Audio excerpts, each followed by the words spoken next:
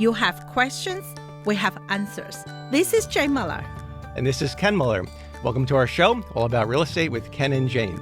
Today, Jane, the topic of the day is Feng Shui, which is the ancient, goes back... Feng Shui. Feng Shui. Well, I can't pronounce it. I can spell it, but it's Feng Shui. Right. Yes. Well, that involves, goes back to the ancient times in China, and that's creating...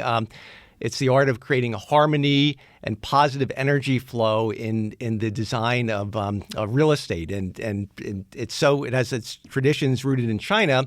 And back in the ancient times, the emperors used to supposedly design cities all around utilizing the concepts of the Feng Shui. Before that, before that, right? And it's in modern day, many people still use it in real estate because they believe in the positive energy and that it can create harmony and improve the function of their business, their homes, their lives. So it has so it's deeply rooted in history, but it has a lot of current applications. It's like custom. It's like it's just part of our upbringing, and say, Right. Today, before we start, Ken, we should thank our very, very good friend, Tony Lee, and his passion is with the Feng Shui. He studied a lot of years, and he just enjoying so much. And today's show with a lot of help from him. Mm-hmm. And thanks very much, Tony. Right. So Feng Shui means the way of wind and water. That's what, according to, is that correct, Jane? That's how the American interpretation. That's American way of thinking. That's the American interpretation, right? Yes. So let's talk about let's cover some of the basic concepts of Feng Shui, and then we'll talk about some of the how it's applied in the real estate, and how you can chime in with some of your experiences. Sure. So one of the first things that Feng Shui looks at is the location. They believe the concept believes that the location can have a significant impact on the energy. For example, if a property is located near the water, it's considered to be a positive thing. It's supposed to have positive energy. Whereas if you're located if the property is located near a cemetery or hospital, it's considered maybe to produce some negative energy. So that's kind of that's very general, yeah. That's very general, yes. too. Not to say that if your home is near a cemetery. I mean, my dad used to joke that a cemetery wasn't a bad place to have a neighbor because it's quiet. Nobody bothers you. Dad used to say that. So if you're by the hospital, a lot of people would say, no, it's not bad being by a hospital because if I, God forbid, I ever need to go to the hospital, it's right there. So that's right. But it is all interpretation. Again, this is just one particular general belief. It's by no means the established, but it's just we're just talking about it we're just different covering culture, different preference. Different preference, right. The second one is the layout. They believe in the Feng Shui principle is to have an open, large, airy layout, large windows, high ceilings. That's believed to promote positive energy flow. On the other hand, properties that are crammed with cluttered layouts can block energy flow. So I guess the open, airy, which you see a lot of homes and that's kind of the modern trend when people are buying. They ask, is the home have a 9-foot ceiling or 10-foot ceilings? And that's I guess would be consistent with good Feng Shui principles. In general, but once again, it depends. And some house, if you block is like chopped out the plan, even though you have a large square footage, culturally we believe that you block the energy, the qi, so the qi doesn't move freely in the house, in the home. So yeah. Mm-hmm. Okay. So we talked about the location, the layout, the orientation is a third concept of Feng Shui. A lot of people, the Feng Shui principle believes that the facing of the home, that south and southeast are best for the energy flow, while properties that face north or northwest may have less energy flow. Again, that's once again debatable. That's debatable. It depends too, right? on your birthday, because a lot of Feng Shui master told me our house has to be facing northwest because that's bring the harmony into the home. And so that's once again, it's generally Chinese clients prefer south-facing home, especially Ken, when you buy a new construction, right? If the construction if the two homes opposite each other, if the one facing north right? You have a lot of Indian family line up to buy. Right. So and then facing south, a lot of Chinese family line up to buy. So it's good for, everything has its own audience and its own, And some of these you see in life, I mean, it's a lot of people may like the south or southeast because of the sunlight, because that makes the home bright, and so they want as much sunlight, and they want the openness of the plan. The open layout is very common in today's market. So a lot of these principles that are Feng Shui rooted are really a lot of practical reasons that have applications in today's modern real estate without people really realizing that it's Feng Shui. There's just a lot of it is somewhat common sense. That Absolutely, yes. I mean, in my understanding, Ken, I think Feng Shui is like a common sense. It's really if you feel comfortable in the home, and most likely you have a good Feng Shui. So, yeah. Right. And then number four is really the decor, that properties with a cluttered or dark decor can create negative energy and light and airy. So that's kind of similar to the common sense again. Common sense again, too, right. So that's a lot of it is common sense, and you've had examples. And then I think the people that take it very seriously, they would employ a Feng Shui master to go to the house and because everything is case specific, right? Not to say that if you have a house that's by a hospital or by a cemetery, there's certain things that can always be done. There's certain corrective action that can always be done to restore the home's Feng Shui. Yeah, right. I agree with you 100%, Ken. A lot of time, right? In my understanding, there's no absolute good Feng Shui. At the same time, there's no absolute bad Feng Shui. Everything you have a way to correct it, to help it, right? And as you said, right, some serious people I experienced before they purchase a home, especially business people, when they open a business, they often consult the master, Feng Shui master. And quite a few times, right, in my career, the buyer came with the Feng Shui master, come with the campus. It's not a regular. It's not a regular one. It's the Feng Shui one. So many years ago, there was like a long over 10 years ago, I had a buyer. He is not specialized in Feng Shui himself, but he like self-study, like our friend Tony, right? Mm-hmm. He just knows so much, but he is a financial guy. So that's why he can buy $1 million house, financial guy. But he understands Feng Shui very well. So there's one home, beautiful home. Right, he really interested, and he came in with the Feng Shui campus. And I can't remember he came by himself or with his Feng Shui master. I can't remember long. That was over 10 years ago. Somehow they looked at that house is facing the north, I believe. And then but they did the Feng Shui something, and then he turned around and said to me, "The owner husband is sick." I said, "How do you know?" I didn't know that. He said, "Yeah, he's sick. So he since he built a house, and then because this is like if the house is a little bit on an angle, maybe just slightly, everything will be good.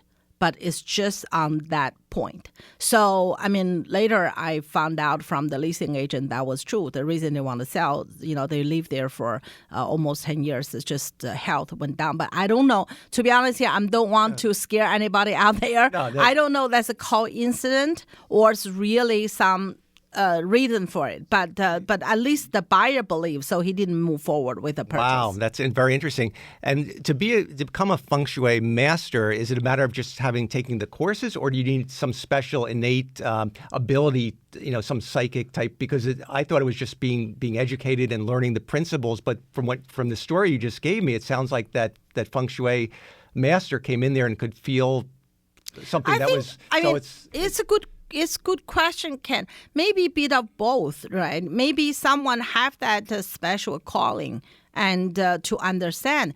I mean, if you just purely study, right? If you and I just study, we may just know the basic, but we may not have that intuition.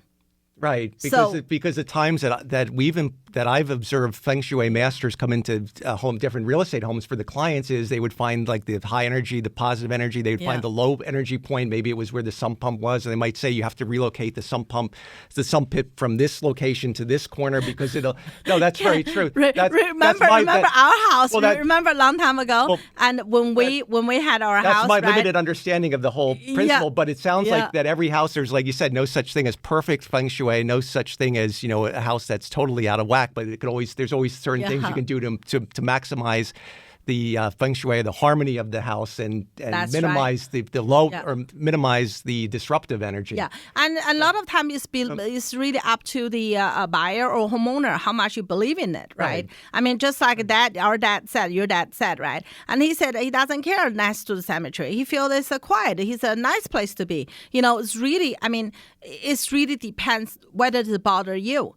If you think next to a hospital is a good thing, which is a good thing, like my mom's place, right? Literally cross street is the test center, the blood test, the urine test. For her, she thinks that's a beautiful thing. If she want to do something, just walk across the street. So it is like a mini hospital, mini medical, right?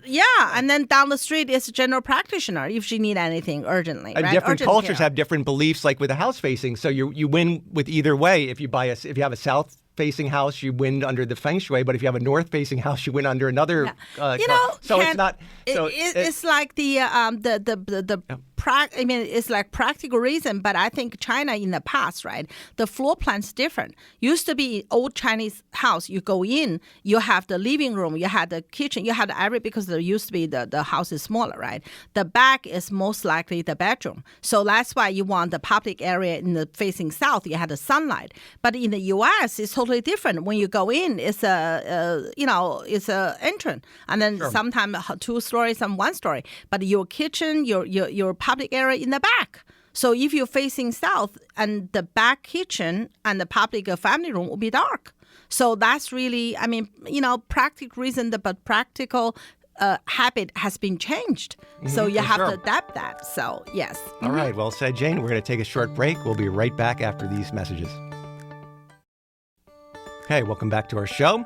We're going to continue talking about the Feng Shui principles in modern real estate. So, Jane, we spoke a lot about the concepts.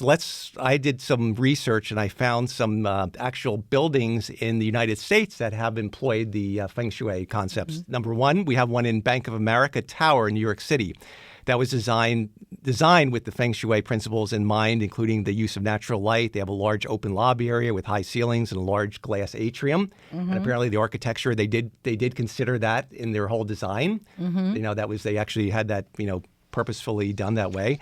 A second one is the MGM Grand Hotel and Casino in Las Vegas. It was designed with Feng Shui principles in mind to promote good luck, but they don't say good luck for the casino or good luck for the good luck for the casino. Yeah, probably right. And positive energy for its guests. That's what it says. And you get a positive energy, and the casino keep the money. You get a happy feeling losing your money. In other words, right. And the main entrance of the hotel faces south, again, which we covered is supposed to be a lucky direction for the Feng Shui. Also, the casino's hotel's floor is designed with curved walls, and that covers the no sharp corners, which is consistent with what you said about that one particular client, that the sharp corners curves are believed to promote positive energy flow, whereas sharp, jagged edges are to be avoided and promote a more negative energy. Mm-hmm. So that's interesting. The third one I have is from San Francisco. There's a federal building. They use a lot of natural light. They have a diagrid structure allowing for natural ventilation to reduce energy costs, a large open central atrium. Again, the concept with the large atrium, a lot of natural light, windows, large windows, light to go deep into the spaces. That's all consistent with the Feng Shui. Yes. Right. And you've seen this with houses. A lot of times, like you've mentioned, like with Feng Shui, with the homes, like you know certain concepts. Like, for example, if the house we used to live in, the front door faced the steps. So the steps when you open the front door, directly, and that's considered, that usually is not considered to be perfect Feng Shui, right? Because you want the steps a little bit offset from where the front door is, which I never knew. And the reason behind that is? And the reason, that right or wrong, that's just a belief, right? If anything bothers you, and that means true. It doesn't mean it could be done. Scientifically it's true, but it means for you it's true. So our old house in Montana, we never use the front door. Right. That's why you never. I never use the front door, so I use the garage side door to come in the house because that one is the old Cape Cod. When you open the front door, here's the step, go second floor. So absolutely, that something bothers me. So we decided to use the side door, the breezeway, and come in from the other side. And another thing you see in houses that I guess you've cited before that the feng shui may be off is if the front door directly aligns with the back door, yes. and there's no offset, and that would be that the money goes in and money goes out. That's so right. I mean, normally the Chinese believe the front door and back door shouldn't be in one line, but if there is one line, it's a way to correct it. So you can put some beautiful decoration panels there. So that will serve that purpose. So there is way, or put some plant, large plant, green plant there. To so absorb, just stop it. So put a stopper there, or seal off the back door, so exactly. Or put a mirror there, maybe so it reflects back. No, that's different for different reasons. Ken, that's for if you have a house facing the T.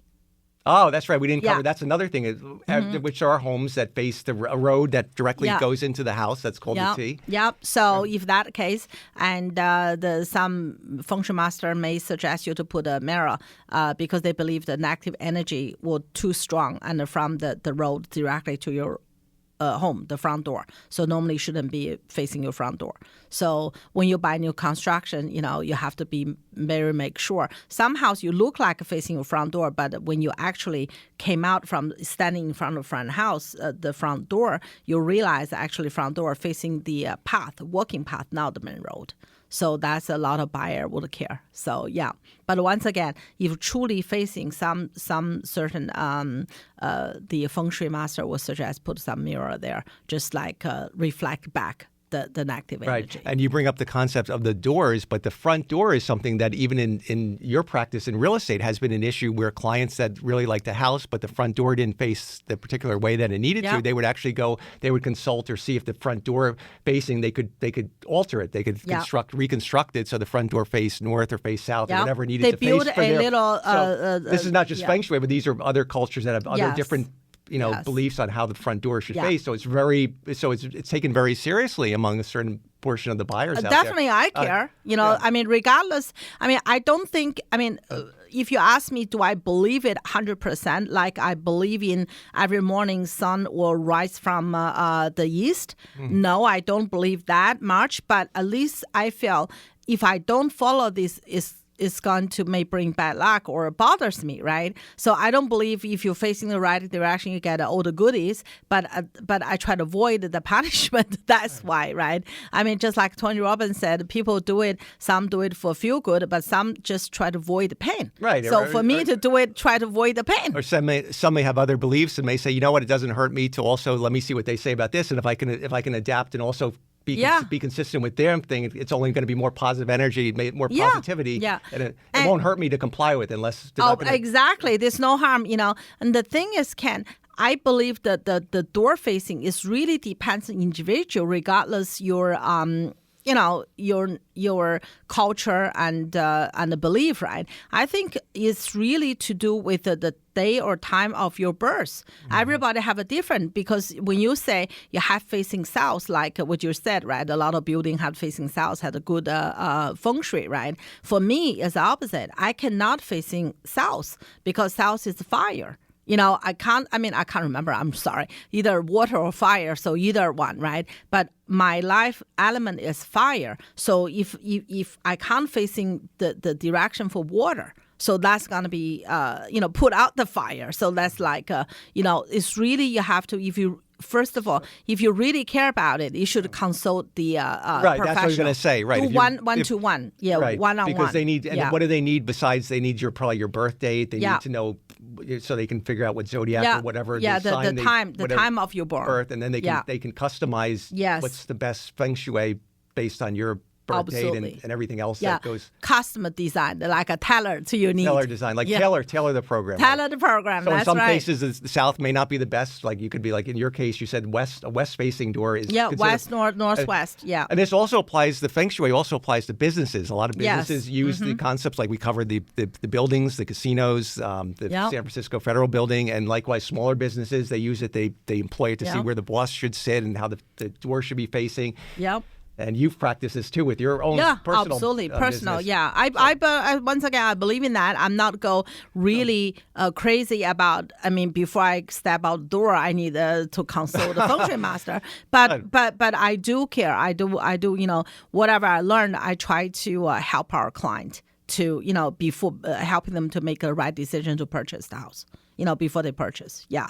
Try to, just share the experience we have, but also suggest them if they really care, they should get a special, master level people to help them. But there's certain homes that could be deal breakers for certain people based on their beliefs. If there's and that's after consulting the Feng Shui master and then saying that there's really nothing that can be done because it just doesn't align with their particular needs. Yeah, but think about it. It's not nothing can be done, right? I mean, if you love the house, not to the point you have to have it, right? Sure. So if people tell you, Ken, if you buy this house, you have a happy marriage, very healthy, very wealthy, everything's great. You say, oh, okay, I'll buy it, right? If someone said you buy this house, you bad luck, something gonna happen to you. I mean, even you like the house, but you don't want to take the chance. So you say, you know what?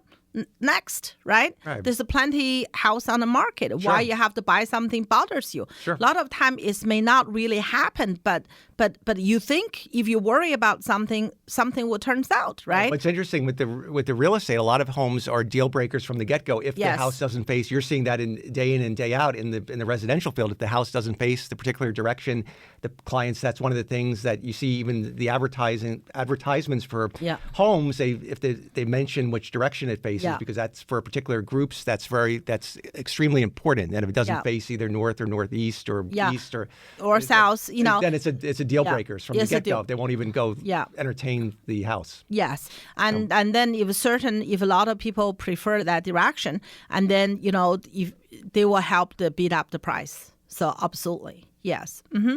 So once again, this is not really, that's really personal. I think for us, it's really, you don't have to really worry that much and follow that much, but it's just for fun, Like every year you can talk to someone. They can help you redecorate your home. Like remember, I had a Feng Shui master on our show last year. Yes. They said every year the sun and the moon, the direction is different every year. So you should change a little decor in your home to suit that. It's not a big deal. Maybe you put the vase somewhere, or you put some flower or some crystal. It is not require dramatic change in your life, just small things, But as you said, can make the home airy and open, just decluttered. That's always a good practice. That's always good for the feng shui and good for the life in general.